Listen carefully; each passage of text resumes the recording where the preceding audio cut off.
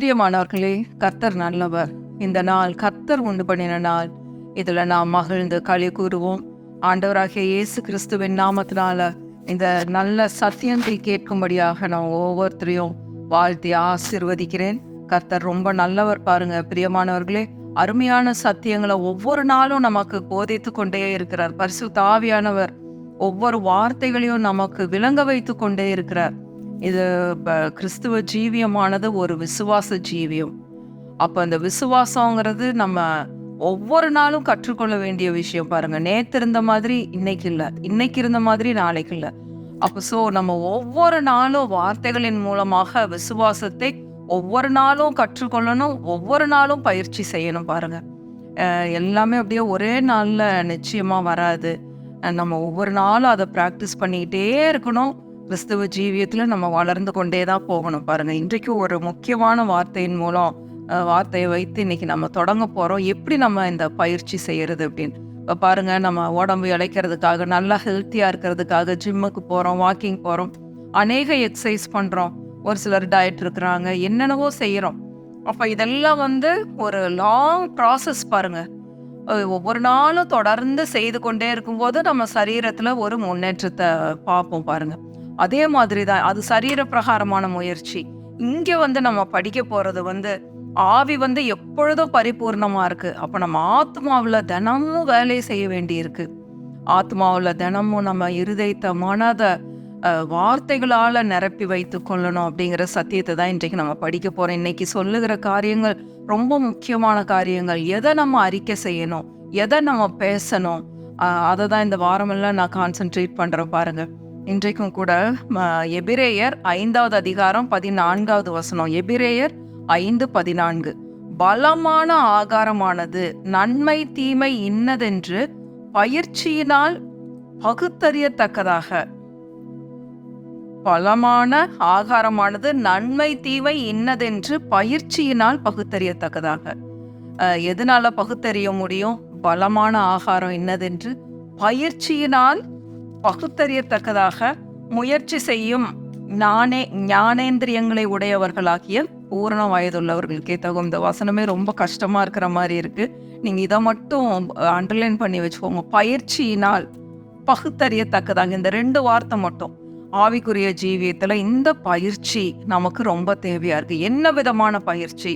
ஒவ்வொரு நாளும் எப்படி நம்ம வாயை திறந்து நன்மையான வார்த்தைகளை எப்படி பேசுறது, அதை தான் நம்ம இன்னைக்கு கற்றுக்கொள்ள போறோம் பாருங்க. ரட்சிப்பு எதனால நமக்கு உண்டாகுது? ஒரு சிலர் குழப்பிக்குவாங்க. பாவ அறிக்கை பண்ணணும் அப்பதான் ரட்சிப்பு உண்டாகுது அப்படின்னு சொல்றாங்க பாருங்க. நாங்களும் அப்படிப்பட்ட சபைகள்ல இருந்து தான் வளர்ந்து வந்தோம். பாவ அறிக்கை அப்படின்னா பாவத்தை உட்காந்து நம்ம அறிக்கை செஞ்சு கொண்டு இருக்கிறது இல்லை. நம்ம காலாகாலமும் செய்த பாவங்களை ஒரு நாள்ல உட்காந்து எப்படி அறிக்கை செய்ய முடியும்? அதனால நம்மளுக்கு ரட்சிப்பு உண்டாகாது பாருங்க. ரட்சிப்பு ஆண்டவர் ஏற்கனவே கல்வாரி சிலுவையில நமக்கு எல்லாத்துக்கும் ரட்சிப்பை ஏற்படுத்தி கொடுத்து விட்டார். இன்றைக்கு அந்த ரட்சிப்பு பரிபூர்ணமாகிறதுக்கு நம்ம ஒவ்வொரு நாளும் நம்மளுடைய ஆத்மாவில் வேலை செய்யணும், ஆத்மாவில் பயிற்சி செய்யணும். ஆத்மாவை, நம்மளுடைய இருதயத்தை வார்த்தைகளினால் நம்ம நிரப்பி வைத்து கொள்ள வேண்டும். அதுதான் இன்றைக்கு நம்ம பார்க்க போறோம். எப்படி நம்மளுக்கு ரட்சிப்பு உண்டாகுதுன்னு பாருங்க. ஏற்கனவே இந்த வசனத்தை படிச்சிருக்கிறோம். இன்றைக்கு உள்ள கான்டெக்ஸ்ட்ல இந்த வசனத்தை திரும்பியுமாக நம்ம தியானிக்க போறோம். ரோமர் 10வது அதிகாரம், ரோமர் 10. இன்றைக்கு நான் ரட்சிக்கப்படாம இருக்கிறேனே, இன்னும் நான் பாவத்தில் இருக்கிறேனே அப்படின்னு நினைச்சு கவலைப்பட்டு கலங்கி கொண்டிருக்கிறவங்க, இன்னும் நான் சரியாகணும், ஆண்டவர் வரும்போது நான் எடுத்துக்கொள்ளப்படுவேனா, நான் செகண்ட் கம்மிங்ல ராப்சர்ல நான் எடுத்துக்கொள்ளப்படுவேனா, இந்த மாதிரி எல்லாம் நிறைய பேத்துக்கு பயம் பாருங்க. பிரியமானவர்களே, இப்படிப்பட்ட பயங்கள்லாம் நமக்கு தேவையே இல்லை பாருங்க. ஆண்டவர் வரும்போது நம்மளை எடுத்துக்கொள்ளுவாரா, இல்லை நம்மளை விட்டுட்டு போயிடுவாரா, இப்படிப்பட்ட பயம் எல்லாம் தேவையே இல்லை.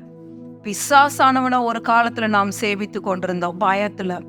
இன்றைக்கு ஆண்டவராகிய இயேசுவை, அவர் மரித்தோரிலிருந்து உயிரோடு எழுந்திருக்கிறார், இயேசுவை என்னுடைய ஆண்டவர் என்கிற வார்த்தையை நாம் இருதயத்துல விசுவாசித்து வாயினால அறிக்கை பண்ணும் பொழுது இந்த ரட்சிப்பு உண்டாயிருக்கிறது. பிரியமானவர்களே, இந்த செய்தியை கேட்டுக்கொண்டிருக்கிற யாரா இருந்தாலும் நீங்க உங்களுடைய ரட்சிப்பை குறித்து, நான் இப்படி பாவம் பண்ணிட்டு இருக்கேனே, இப்படி நான் ரகசிய பாவத்துல இருக்கிறேன், இந்த மாதிரி ஒரு குற்றத்துல நான் மாட்டி இருக்கிறேன் அப்படின்னு சொல்லி நீங்க எதை குறித்து வேணாலும் பயந்து கொண்டு இருந்தா, எப்பேற்பட்ட பாவமா இருந்தாலும் அவருடைய ரத்தத்தினால அது ஏற்கனவே கழுவப்பட்டாயிற்று.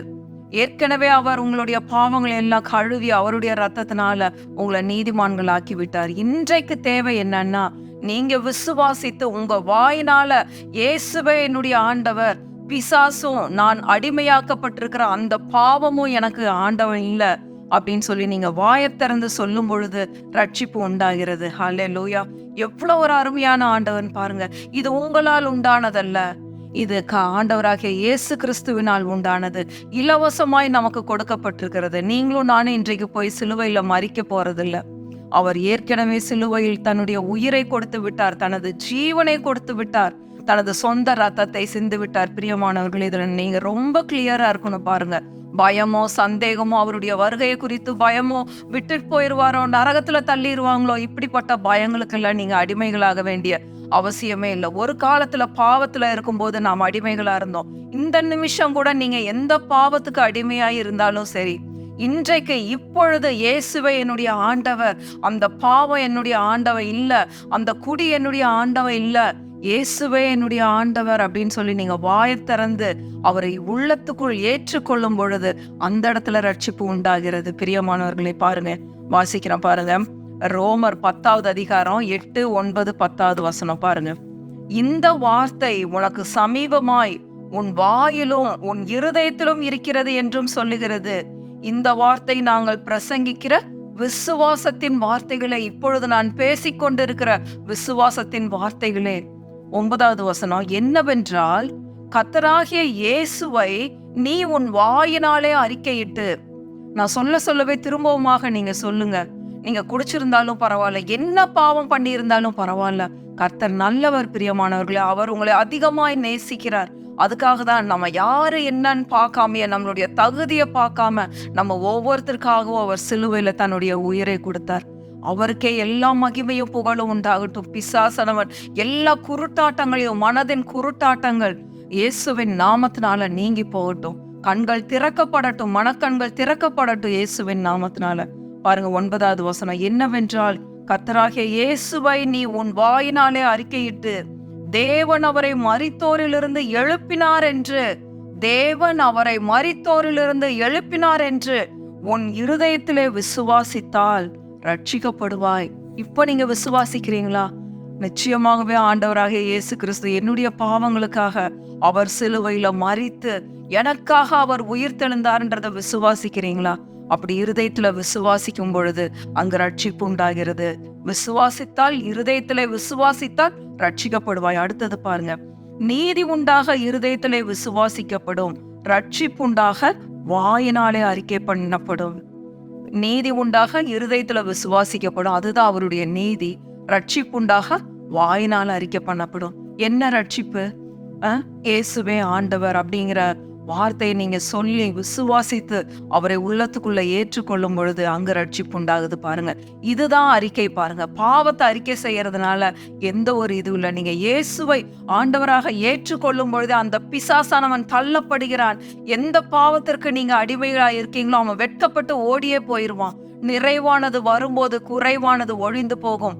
இயேசு கிறிஸ்து நிறைவாய் உங்களுக்குள்ள வரும்பொழுது அந்த குறைவான பாவங்கள் எல்லாம் உங்களை விட்டு ஓடியே போகும் இயேசுவின் நாமத்தினால. பிரியமானவர்களே, அடிக்கடி நான் இந்த உதாரணத்தை சொல்லுவேன். நீங்க ஒரு வீட்டுக்குள்ள இருட்டுக்குள்ள போயிருக்கும் போது நீங்க இருள போய் விரட்டியே அடிக்க வேண்டாம்.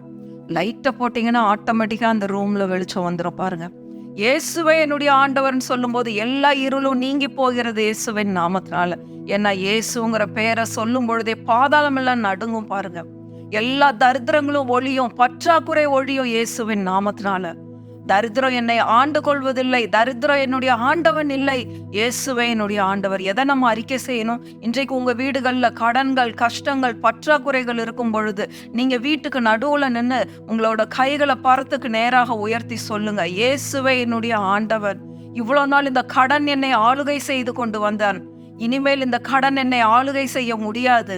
ஒருவேளை நீங்க வியாதியில கஷ்டப்பட்டு கொண்டிருந்தீர்களானால் வியாதி என்னை ஆளுகை செய்ய முடியாது, இயேசுவே என்னுடைய ஆண்டவர் அப்படின்னு சொல்லி நீங்க வாயில அறிக்கை பண்ணும் பொழுது அந்த இடத்துல வியாதியிலிருந்து ரட்சிப்பு உண்டாகும், கடன்ல இருந்து ரட்சிப்பு உண்டாகும், பற்றாக்குறை தரித்திரத்திலிருந்து ரட்சிப்பு உண்டாகும். எப்படி ரட்சிப்பு உண்டாகும்? இயேசுவை ஆண்டவராக ஏற்றுக்கொள்ளும் பொழுது. பிரியமானவர்களே, முதல்ல ஒரு வசனம் வாசித்தோம், எபிரேயர் 5:14. நம்ம பயிற்சி செய்யும் பொழுது, பயிற்சியினால் பயிற்சி தேவனுடைய வார்த்தைகளை நம்ம ஒவ்வொரு நாளும் பயிற்சி செய்யணும். எப்படி பயிற்சி செய்யணும்? இந்த மாதிரி வாயில அறிக்கை பண்ணணும்.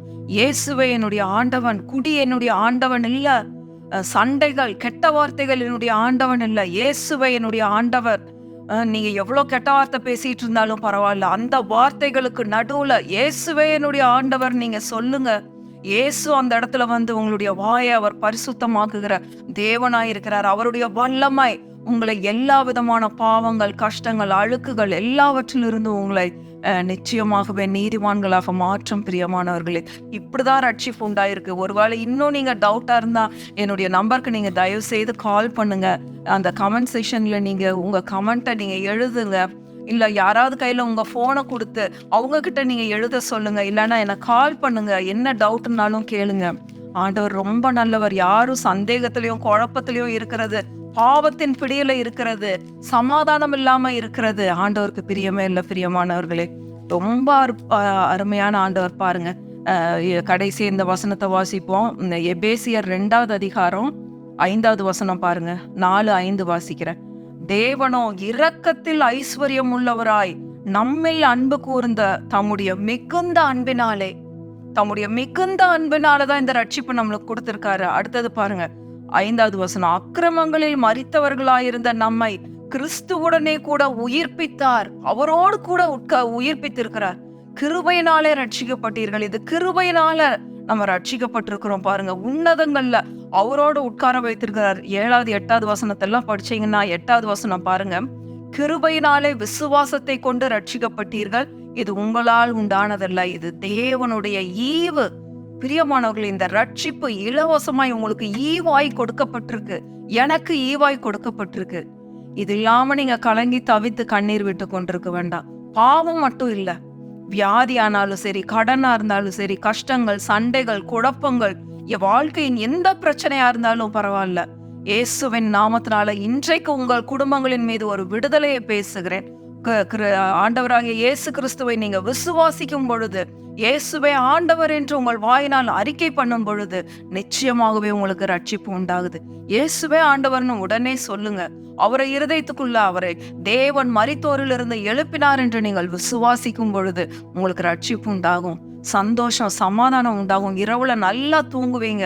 பயம் எல்லாம் ஓடி போகும், இருள் எல்லாம் ஓடி போகும். ஏன் அப்படின்னா, இனி பிசாசு உங்களை ஆளுகை செய்ய முடியாது.